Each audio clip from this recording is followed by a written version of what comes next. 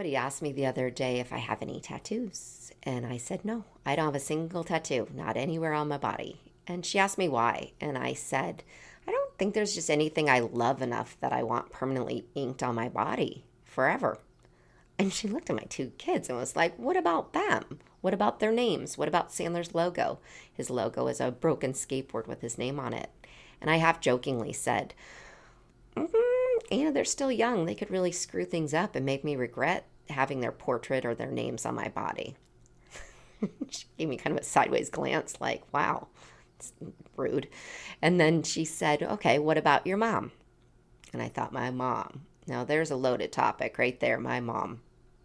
And then I thought back to all the people I know, and so many of them have mom tattooed on their body, or they'll have the heart with the banner that says mom, or they have their mom's name or something symbolic of their mother.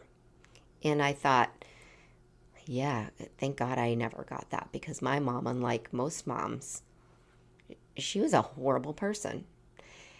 And I started thinking about my mother, and I do often, not in a bad way, not in a sad way, but in a way where I really realized how fortunate I am that she was as bad as she was, because my mom, though I didn't have her, fortunately, tattooed onto my body anywhere, really left a permanent ink mark and imprint in my whole being and the way that I parent. And what I do is do everything completely opposite of what she would have done and what she did. I'm Nikki Lynn Chase. This is Adult Chicken, my podcast about my adventures, my journey, and all of my stories that have to do with navigating life's unexpected as a single mom of two special needs kids. My becoming a mom of my first special needs kid, Bootsy, I thought that would be sort of the life-changing experience, the life-changing moment that would make my mom finally proud, and I would get her approval. And that wasn't the case. I tried. But my mom, gosh, she was very open about how much she didn't like me from the get-go. In fact, she told me, she was very honest. She told me things you don't tell your kid ever. And she explained to me at a very early age that she and my dad, they had my brother and they wanted my brother. And he's 2 years older than I am. And then it came time to have a second child, and I was that one. And I guess they didn't have at that time, that you didn't find out the sex of your baby. And I came out and I was a girl. And she told me, and I quote her, she looked at the doctor and she was pissed. And she said, can you put it back? Again, I don't know why you tell your kid this. It's not, I didn't choose. And she said, you were supposed to be a boy. We were going to name you James. We were going to call you Jimmy. And apparently they had this whole plan for what my life was supposed to be, and it was not. So I derailed their dreams of having two boys. And she was very candid about letting my friends' parents know how much she didn't like me. And I just had this little way about myself where I always just thought, if I try harder, if I do more, I will impress my mom. I will make her proud of me. I will get her approval in one way, shape, or form. And that never happened. So my mom eventually sells my childhood home, and she'd lived there for about 35 years. And most of the people I knew growing up and that knew my mom from years and years and years ago were so impressed with her. And oh my gosh, what a free spirit, like a gypsy, she's selling everything and buying an RV. And it wasn't that endearing of a story. My mom literally couldn't function in society, and she shouldn't be driving a car because she was always drunk. And she'd gotten to be such a bad alcoholic that she couldn't be in a normal setting. She needed to be on the road and park in woods and forests and things like that, because she shouldn't have been around anybody. And she was a horrible, mean, bitter, nasty drunk.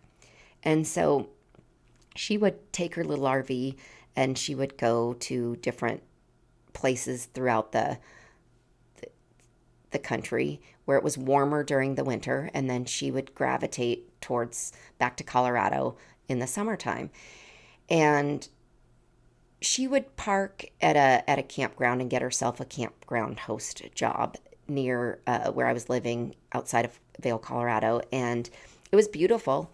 And I liked the idea of her being there. And I was about 30 at this point, and I had just had Bootsy, and I still had this idea in my head that she'd get better. I'd impress her by having a daughter and having a job, and I still wanted her approval, oddly enough, but I still had enough resentment where I wanted to fuck with her because she was an asshole, and she was a drunk asshole. So she had come one summer. Bootsy's about a year old, and she'd parked the RV. She got herself her job, her vest. She wore a little vest for the campground job, hosting the campground.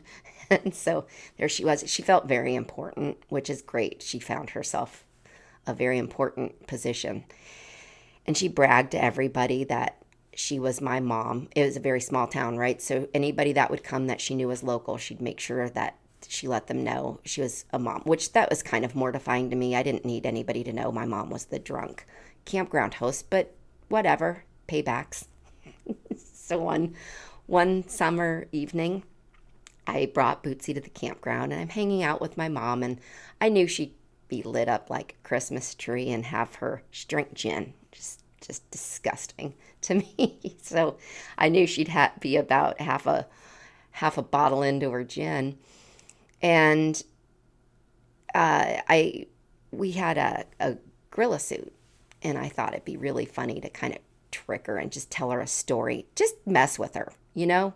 I felt kind of like it was my own sweet, innocent revenge. You know, you kind of made my life hell for eternity, so we're going to mess with you a little bit. So, harmless. Totally harmless messing with. So, I went to visit with her and came up with this elaborate story. And there was this big cliff house on the cliffs that sort of bordered the campground and the river that flowed through the valley. And there's this huge cliff house. And I had known stories that the guy had Arabian horses, and it was Vail. People have crazy money that they don't know what to do with. We knew at some point this one guy had exotic animals or whatever. So just kind of put a collage of those stories together and told my mom that the guy in the cliff house had exotic animals. And you're not going to believe this, Mom. He had a gorilla that escaped. And again, my mom's half a jug into her gin, and she kind of peeked up like, this is an exciting story. I said, yeah, his gorilla escaped. They're looking for it, and there's a big reward. Well, my mom had a thing for money. Everything was about money, and always wanted to get her hands on money. Like, she was a big, money-hungry, greedy human. She heard that word, reward, and I mean, she really perked up.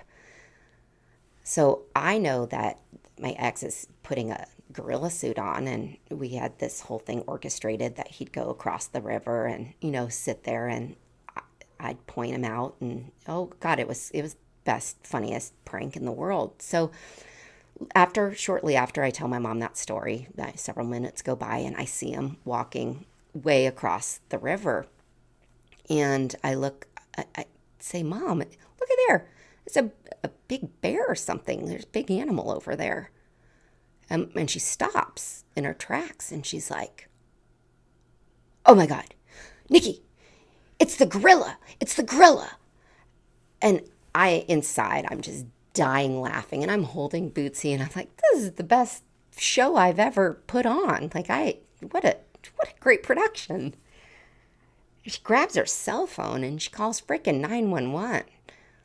And I'm like, oh shit, that wasn't supposed to happen. And she goes, hello, this is Amy, the campground host of Wolcott, Colorado, and I am calling because I see the gorilla that escaped from the cliff house.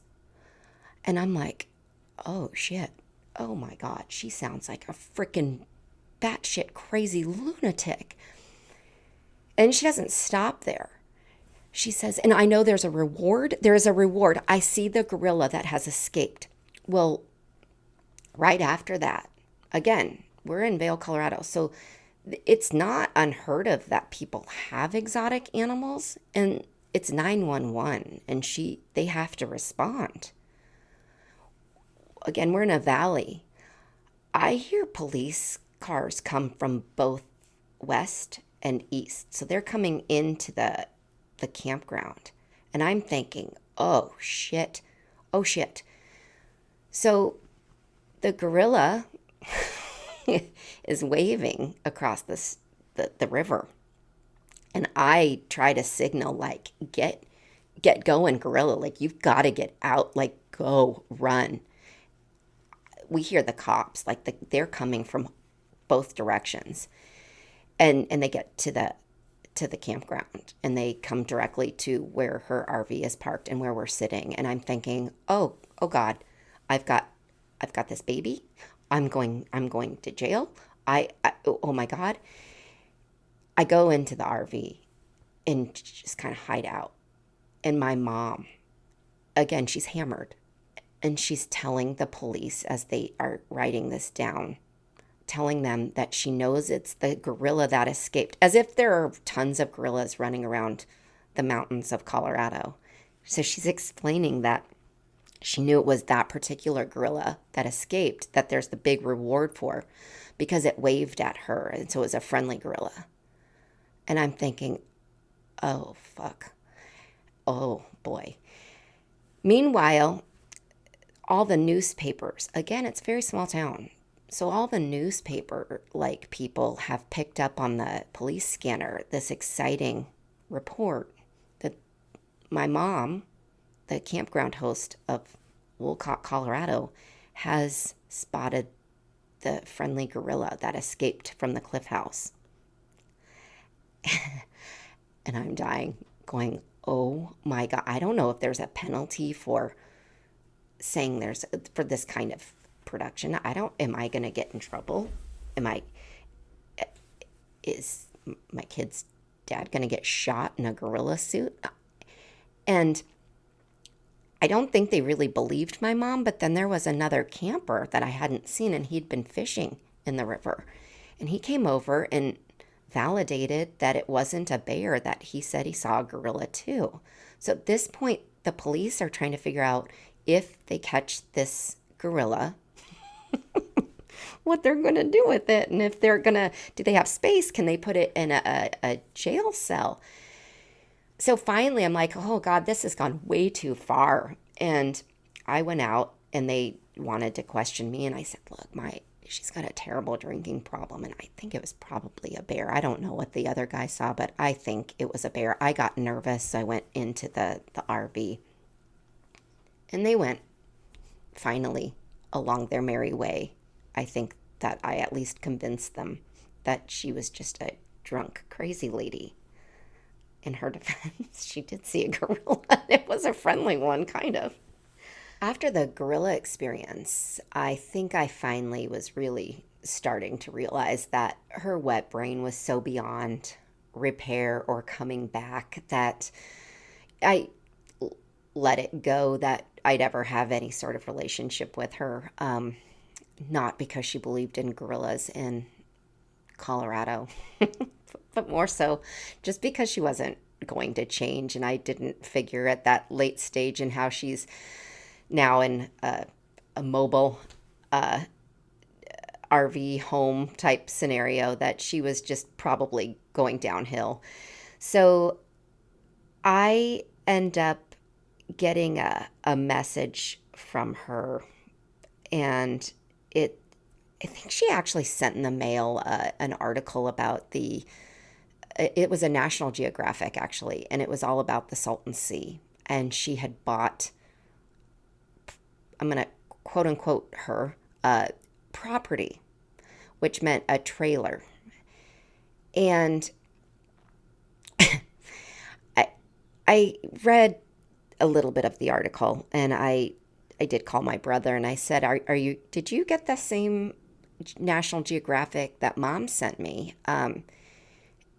Now, she was an educator. She was a bright woman. Are you reading this? Because it sounds like an Aaron Brockovich story. Like this is a cesspool. I mean, it doesn't sound like anybody on purpose move there. The Salton Sea out in the desert, it's all about a toxic lake, from what I gather. And she's bought property, like she's bragging about this. Like this is odd. Um, so I really knew at that time, like she was done. And I had to, in my own way, kind of come to terms with who she was and what she was, and the fact that she never liked me. And when I had Sandler, which is right around the time she decided she was going to go from an RV, which at least that kind of made her seem almost cool, like she could have been a free spirit. I could kind of play along with that, but she was buying a trailer in the Salton Sea and going to go live there. Um, so I finally was like, you need to come to terms. And I had Sandler, and she hated Sandler. She absolutely hated him. And there was no sugarcoating it for myself or for anybody else. She was very adamant and very open about how much she hated him. And I realized, okay, she did in fact hate you. And Sandler is an extension of you. She sees you in Sandler. He's the second child. She doesn't think you should have had him. He has the disorder, and she blames him. And she blames him, as she did you, for everything that went wrong in her life. And she sees him as a burden, as I phrased so uneloquently in my first podcast. She called him a retard. And Bootsy was different because she knew Bootsy for a couple of years before we knew something was going on, and Bootsy didn't have the label. But Sandler was different. He came out, and I knew before. I was quiet about that pregnancy. She didn't know I was pregnant with him for quite some time, but there was just so much anger and resentment and disgust, actually, in that I had chosen to have a kid. She blamed him for thinking that was why I stayed with the kid's father. And I just had to come to that realization that it was what it was, and she is who she is. And I can't change that. I needed to find what I got out of her being my mom and the reason she was my mom. And I sort of sat down with myself and said, you know why? Because she came to me when I was 12 and told me, okay, you're legally old enough to babysit, which there was no such thing. You were an okay. I can't believe anybody thought I was responsible enough at age 12 to have me look after their child, but I did, and that was kind of the standard age. And so she said, you can now, I'll cover your rent. And she called it rent. I was 12 years old, and she called it rent. And she was doing me a big service by paying for my rent and the roof over my head. And I think she did talk me into thinking and appreciating that she paid for that. And that was a plus, and that, I was really lucky to have her do that for me. And then she would pay for my food, but anything extra. And she owned a tennis shop. And so she said I could still get clothes at her tennis shop for cost. But mind you, I'm 12 years old, and it wasn't uberly cool if you're forced to wear an Adidas tracksuit to school, or a warm-up suit.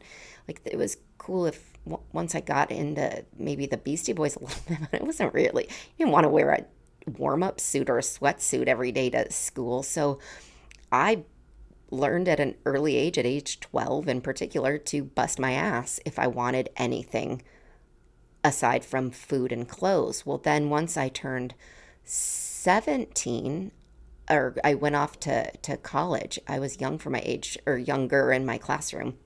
So I'm maybe 17, 18 years old.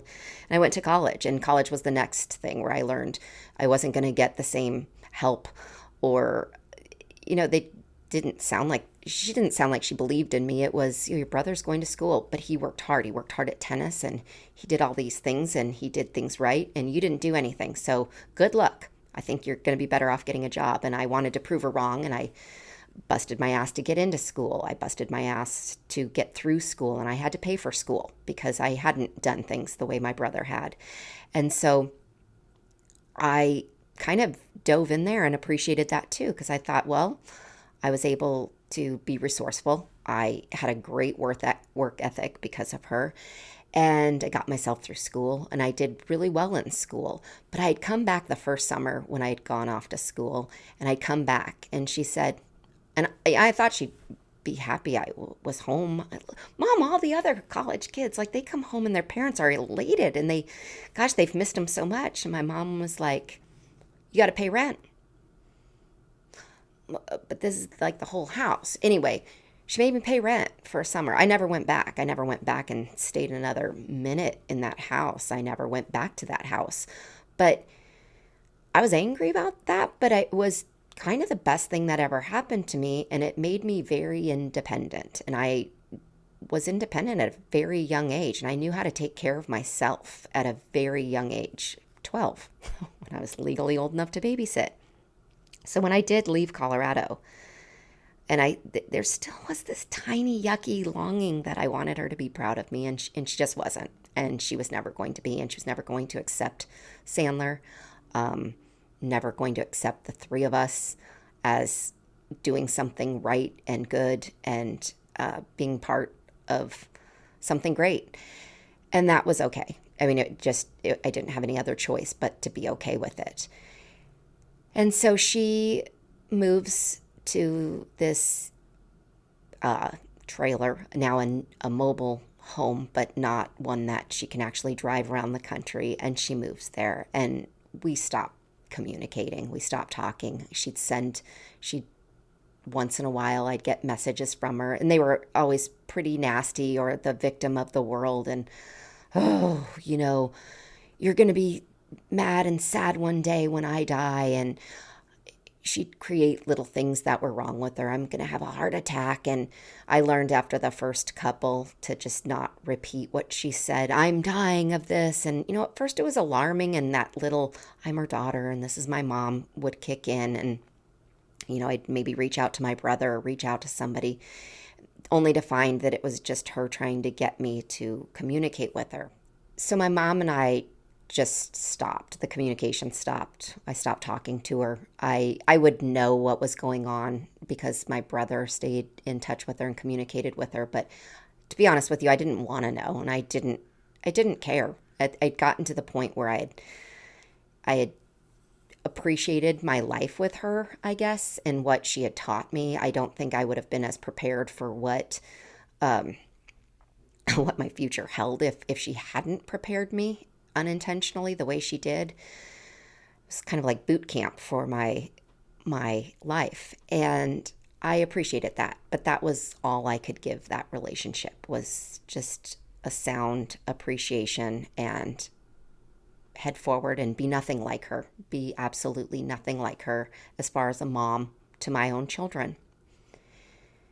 And in 2018, it was I guess it was about March, maybe late February, my brother called me, and he was living in the Cayman Islands still, and he called, and he had gotten himself in a bit of a compromised situation, so he was unable to travel or leave the island. And he called me and he said, hey, mom's in the hospital and she's on life support, and it took them 9 days to find me and get a hold of me, meaning him, my brother, and you've got to do something. He goes, I can't do anything. We might have had a little laugh because my mom, when she first decided to become the free spirit she wasn't, when she became the menace to society and took up residency in her RV, she always carried around a manila envelope, and it was a do not resuscitate, I don't know, I never looked in the envelope. I just know the few times I saw her once she lived in her RV, she made sure I knew she had this manila envelope, and if they found her, half dead, they were not to resuscitate her. And it was odd because she carried it everywhere she went, and she had it in a specific spot in her RV, as if anybody would know to look for it. But I guess RVs are pretty small, so hopefully. And I can't remember if it said something like, in the event that you find me, I think was something like that on the front of it. Anyway, the first thing I thought when my brother said they found her unresponsive and put her in a hospital was, about that envelope. And I said, well, didn't they find the envelope? It wasn't, oh my gosh, this is terrible. It was, oh shit, they brought her back to life. Like, why? I knew the one thing about my mother I knew is that she never, and she would oddly talk about it way too much. I don't want to be kept alive by tubes. That was a phrase that came out of her mouth multiple times. So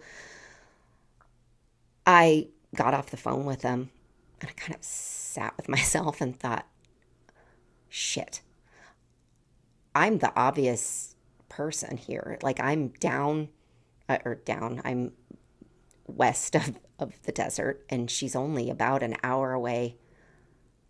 I guess this is my thing, my responsibility.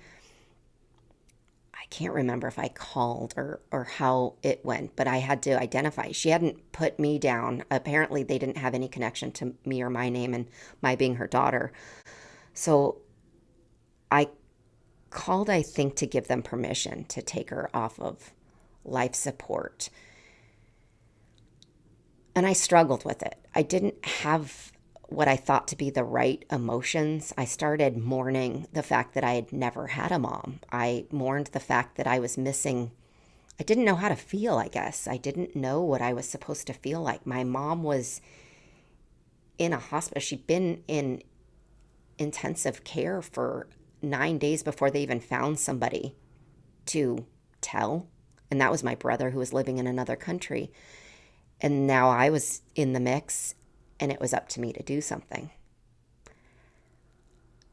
And I called my very, very best friend who knew how my mom was. And she knew my mom since we were in the third grade. And her mom was on the receiving end of conversations with my mother about how much she hated me.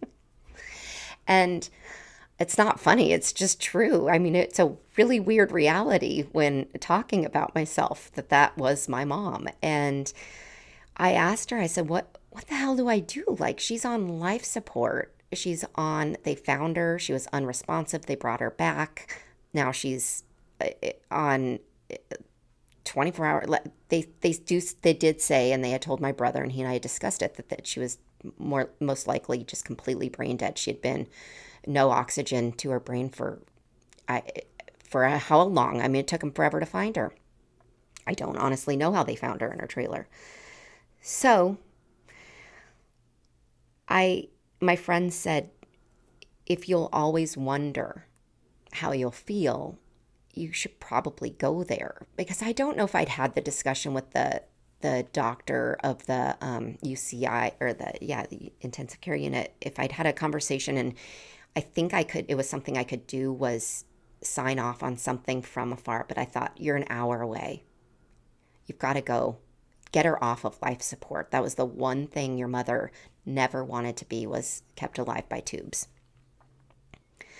So I had to plan for my kids to be taken care of, because I solely was their transportation. I was who they saw every day after school, and I had sort of things lined up and back up. Okay, if I can't get here, they can't know what's going on, because I don't even know how I will help them process that she was a non-entity in our lives, and I didn't want them getting upset knowing I was going through something. So it was all so strange and such a bizarre thing. So I had somebody on call to pick Sandler up. He was the one I was most worried about, and I thought I'd probably be able to get back in time to get Bootsy. However that worked, I had backup, but again, it's my first time dealing with such a situation. I have no idea what the time frame is here. So I drive to Palm Springs. I go to the hospital, and it's a very weird feeling. I walk in, and they ask me, and I have to show them my identification. And again, I'm searching for feelings. I don't know what they're supposed to be, but I'm wondering, how am I supposed to feel? Here's my mother. I haven't seen her. I haven't spoken to her in years. And she's on life support, and I'm there to essentially unplug my mom. And I said something. The doctor was really glad I was there, and I got some sort of sentimental, sort of a strange, like I really pushed out some sort of sentence, sort of empathetic sentence, and I just said, we weren't close, but I'm glad I'm here, and she wouldn't want to be kept alive like this. I do know that for a fact. And I signed some paperwork, and they give me a few moments, and I went over to my mom, and I just said, well, it's kind of ironic that I'm here. You're not alone. I'm here. And it was awkward. I mean, it's very awkward. And I said, Mom, you're an asshole, and you've always been an asshole. And you know what? I appreciate your being the asshole that you were and are, because it made me the kind of mom I need to be. And you're not alone, and you're not dying alone. And I sat there. Again, the awkward came back. But I was really glad I said what I said. It just came out. It was how I felt. And it gave me a peace that I realized I did appreciate everything my mother had been, even though it was horrible and awful. Again, I knew better. I didn't know different. So I wasn't suffering by having, she was abusive, but not in a physical way by any means. And I didn't know that it was what it was. But at that moment, I also realized that the way she was also allowed me to forgive myself for making some of the decisions and finding what I thought was love with like the kid's dad, who the abuse, that was familiar to me because that's how my mom was. And so it really, there were so many profound moments in that terrible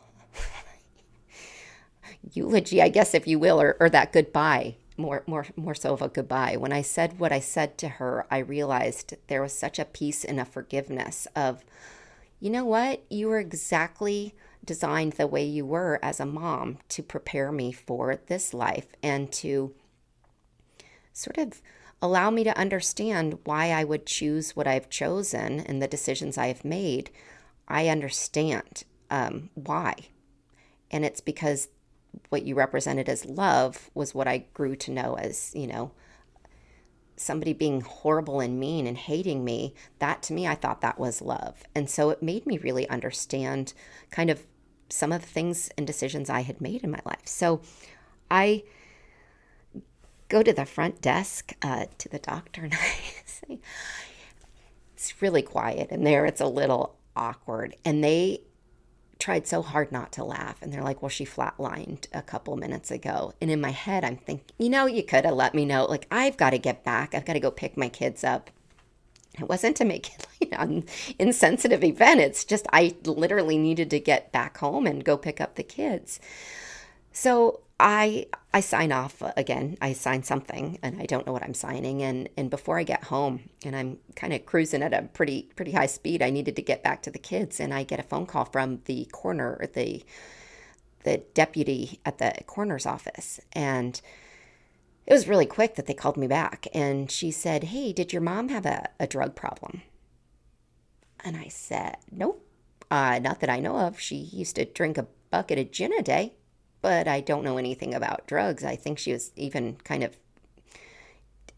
thought she was afraid of Tylenol. I don't think she did opioids or anything like that. And she said, okay, well, we think it's an overdose. Like, she had a large amount of opioids, I think, in her system.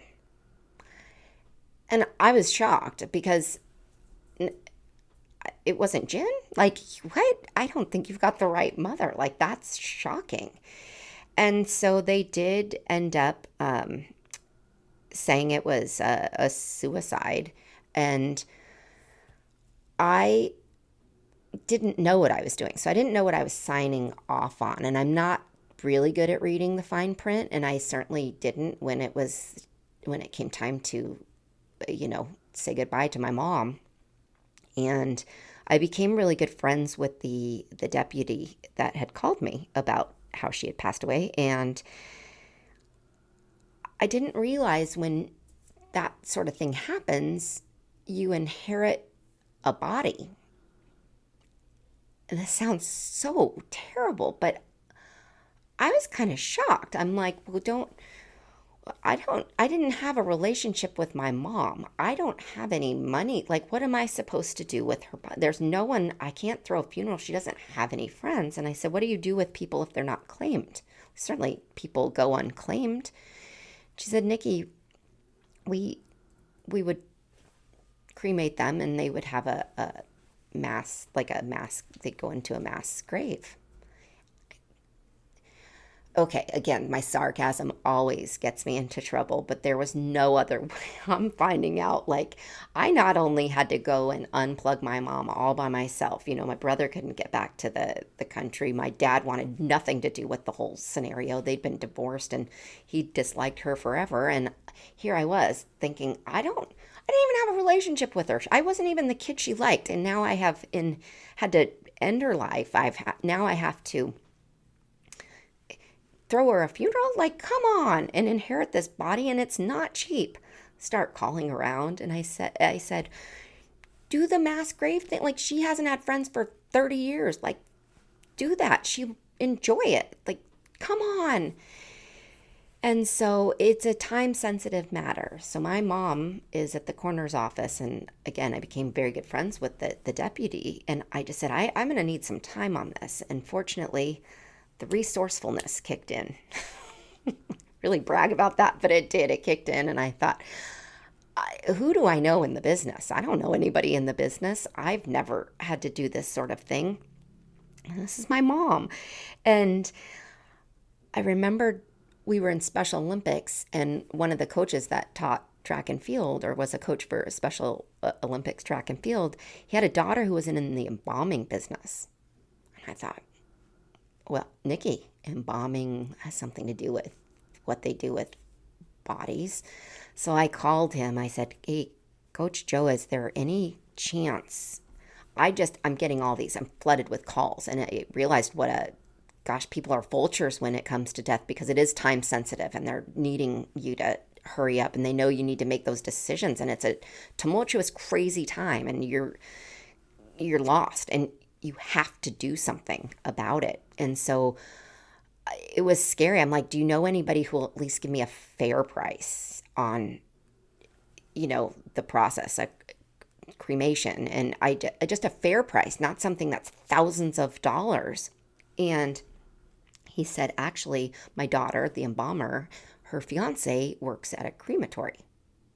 And I thought, heck yeah. So anyway, I find somebody that's at least going to be fair and not gouge me and gouge the prices. And we went to Highland, California, which it looked like something out of Deliverance. I kind of was looking around wondering if I was going to see the guy with the banjo. It was a little uncomfortable. I went to my first crematory, hopefully my last, and I had the kids, of course, with me.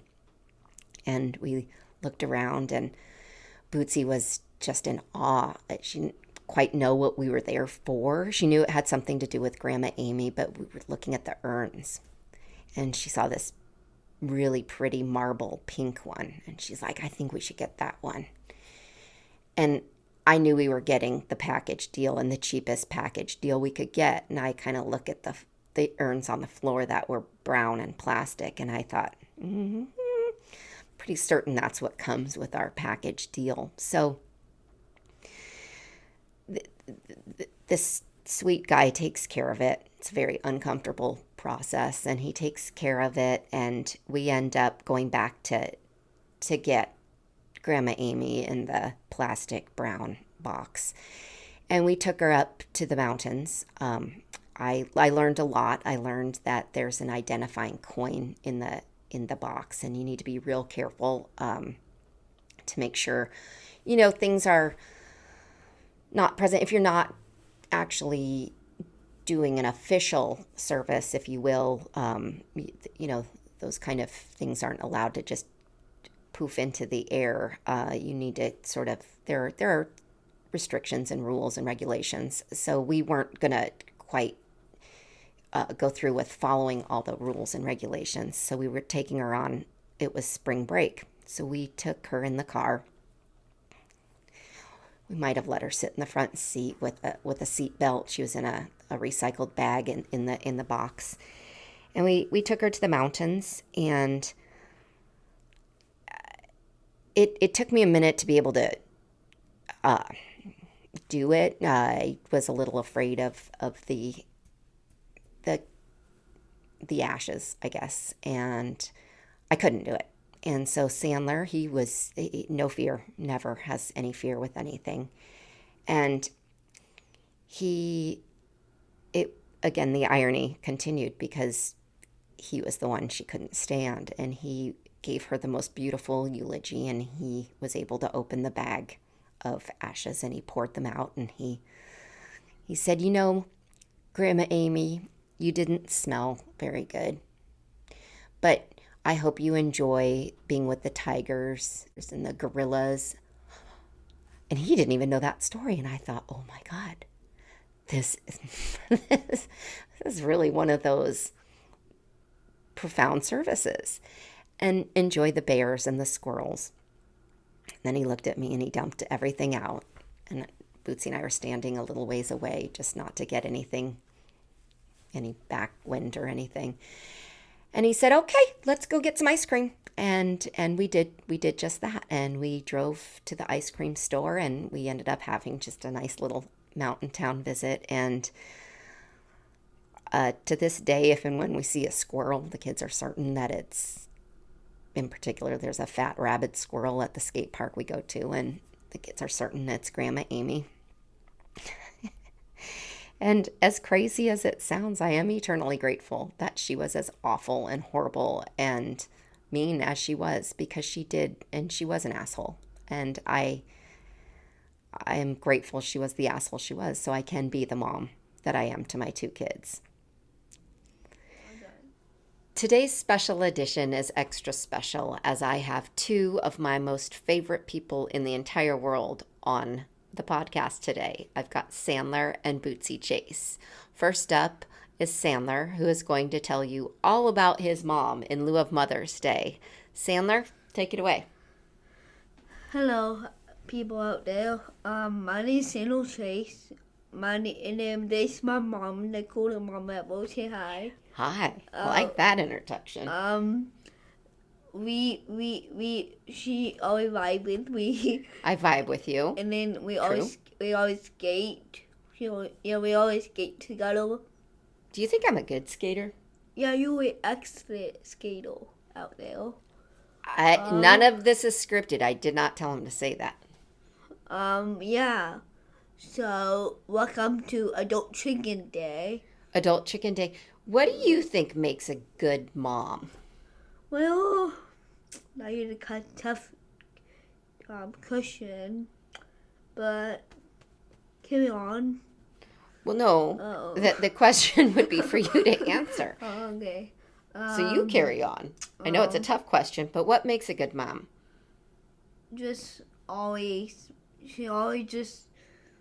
My mom particularly, she always just smile every single day, and she always just vibe out with me. I vibe out. And we always skate together and have fun. And whenever mommy on a trip, I always be happy for her. And yeah, that is the story of Mother's Day today. And you have a good day. Tell anything last to say to the camera. Anything last to say to the microphone. Well, I have a question for you, Sandler. Yep, sure. I know you said a couple of times that we vibe out, which we do, and we like to dance, right? Uh-huh. I'm a good dancer. Yeah, I was going to say we're pretty good dancers, aren't we? Now, and we skate together. Mm-hmm. And I certainly don't skate as well as you, because you're amazing and you're so good at it. But you inspired me to skate because you are so good and you work so hard to become as good as you are. But all of that aside, all the fun stuff that we do. Every single day. Yeah, every single day. And I thank you for saying I always smile. That's a nice compliment. Yeah, no problem. But what are the really important things? Like, do you think that I help. And she a good teacher, and she good at working with me at life school. At life school. And she, Okay, that's a good thing to bring up. We do life school. Oh wait, no, can I? Yeah. This is you. We do life school, and we do all about learning how to do unexpected life school. All about all about life school. We Which do entails what? What is life school? We learn how to do life unexpected every single day. That's very true. Like we learn how to kind of navigate life school. Navigate unexpected. Yeah, navigate unexpected events. We always go vacation. We always go on vacation. But we do include life school on vacation. Yeah, like we see different things. We see different skate park. And different skate parks. Life school involves a lot of skating. Education about skating. Education about skating with different communities. Yeah, with different people. Different people. Different community and different program of skating. A different program of skating. Yeah. Let people learn how to skate. Yeah, Sandler's favorite thing in the entire world is skating, and we're gonna touch on that in the next episode. It will be all about skating. So this is a great segue to that. No, it really is. It really is. Okay. I think that's it for me today. Okay. Do you want to go grab your sister so she can talk about next Mother's Day? Mother's Day. Yeah. Thanks. All right, bye. It's good to see you all. You have a good day. Don't have a good day. Have a dope day. Oh, that's our motto. Don't have a good day. Have a dope day. Go get your dope sister. Okay, and this is Bootsy Chase. She's hands down probably one of the coolest girls in the entire world. Right, Boots? Yeah. All right. Now, Bootsy, in lieu of Mother's Day, it's a really important holiday because this will be her second Mother's Day as a dog mom. Correct? Yeah. Bootsy's favorite thing in the entire world, I think, but I'm going to let her speak for herself, is... Kevin. Kevin. Kevin is who? My dog. Your dog. And what's special about Kevin? Can you tell me a little bit about Kevin? I mean, I know all about Kevin, but everybody else doesn't know about Kevin. He's special to me. He's special to you. Why? He cuddles me and kisses me and gives me love. And when did you get Kevin? Christmas. This Christmas? Last Christmas. Last Christmas. Okay. Tell more about Kevin. What kind of dog is he? Labradoodle. Is he behaved? A little bit. A little bit. Lot. Sometimes. He's got work to do on his manners. Yeah. But he sure loves you. Yeah. And what's important about being a mom to Kevin? I take care of him and bathe him. Does he get dirty? Yeah. And smelly? Mm-hmm. Mm-hmm. Kind of like kids. He pees on himself. And he pees on himself. Yeah. Well, he's got a lot of fur. Yeah. And he's working on getting that down. Yeah. Yeah. Are you working on training, Kevin? Mm-hmm. How's that going? Not good. But if you do a lot of hard work, mm-hmm. what do you want to say to Kevin as his mom? I'm the best mom to him. You are the best mom to him. And what do you think Kevin, if he could talk and use his words, what would Kevin say? My mom loved me. I think you're exactly right. Yeah. Well. And he gives me lots of cuddles and kisses. He's a very cuddly, kissy dog, isn't he? Yeah. And he's handsome. He's very handsome. Very handsome. And every time when I get boo-boos, he kisses them. He does. He takes good care of your boo-boos, doesn't he? Yeah. Well, happy Mother's Day, doggy Mother's Day to you. Happy Mother's Day, Mom. I love you, sweetie. I love you, Mom. Please tune in next week for episode number 5 of Adult Chicken. It is a episode about my third favorite thing in the whole entire universe. First two being my kids. It's about skateboarding. Let's just say skateboarding completes our family. Please like, subscribe, share, follow. You can find me at adultchicken.com. Make sure you get the .com in there. You're going to get a lot of pictures of adult chickens and information about adult chickens. And if that's your thing, cool, that's where you find them. Also, you can find me on Spotify, Apple, YouTube, as well as Instagram, adult_chicken. And yes, I've gotten high-tech, fancy, progressive, advanced. TikTok, adult_chicken. Look forward to continuing to air my dirty laundry, share all of my stories, and I guess essentially continue to throw myself under the bus and make you laugh at my expense. Enjoy.